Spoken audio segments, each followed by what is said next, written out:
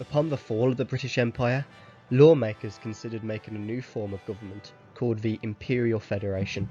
This new Imperial Federation would replace the British Empire with a federation similar to the USA, made up of Anglo-Saxon populations of the Empire.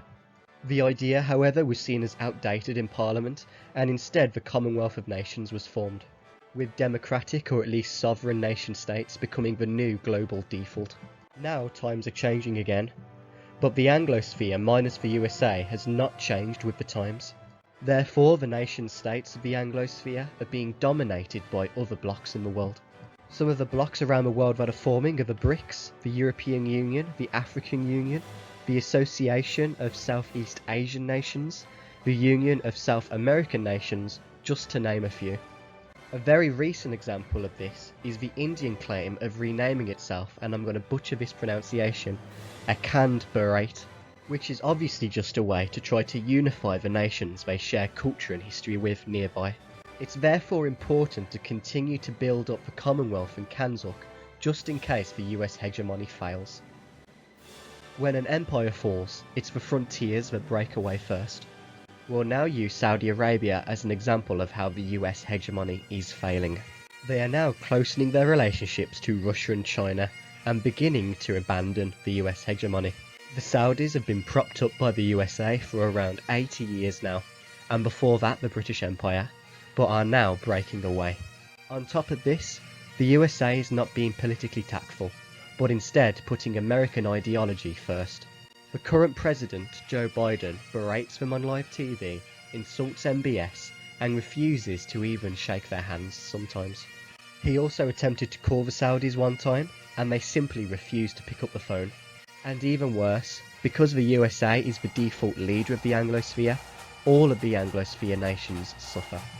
Some people might be happy at the weakness of the USA hegemony, and not want the wider Anglosphere to stabilise things. But who would they rather fill this gap? An authoritative and quite communist China and Russia? The theocratic and fascist Islamic world? The socialist EU globalist oligarchy, who are appointed, not elected? Or maybe the anarchic Spanish or African worlds? Some people think that the world outside of the Anglosphere is all rainbows and flowers, but it's far from it. The Anglosphere's cultural strength is its own weakness. Its need and sense to do moral good in the world has led to its downfall. Part of the culture of the Anglosphere nations is that they need a purpose, a goal to pursue. And this goal is often from their point of view that they're doing a moral good. It's this that led the Americans to spread across the continent, that spread Christianity and the Anglican Communion across the world, that made the British Empire build up their provinces rather than just plundering them. The British Empire used their navy, the largest in the world, to end slavery across the globe at their own loss. They also threatened to go to war with their allies if their allies didn't comply in ending the slavery. And the USA, a couple of generations later, would kill 500,000 of their own population over the same fight over slavery. This constant need to always claim the moral high ground weakens them. For example, do you think that Gandhi would have been allowed to live in any other empire or regime? They're also unique in actively trying to spread individual freedom and British rights to their subject nations, which is why so many of their former colonies are such great nations today. In my opinion, the Anglosphere's biggest problem is the English virtue of being self-deprecating.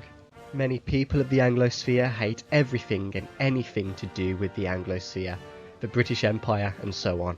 And trying to do anything politically in these nations is hard, since the death of Anglicanism, as although these people are driven by a moral good, they can no longer agree on what the moral good is.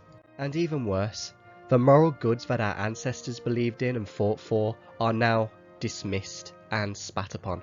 This has led for the Anglosphere nations to be in a limbo of debate. Virtue signalling, being overly progressive or overly conservative, nobody can agree on what is right. Even something as simple as what is a man and a woman is up for debate. One side is overly emotional and ignores basic biology, and the other side is overly cold-hearted and unsympathetic. Be sure to check out my other channel, History Sticks, for the complete, longer and comprehensive video.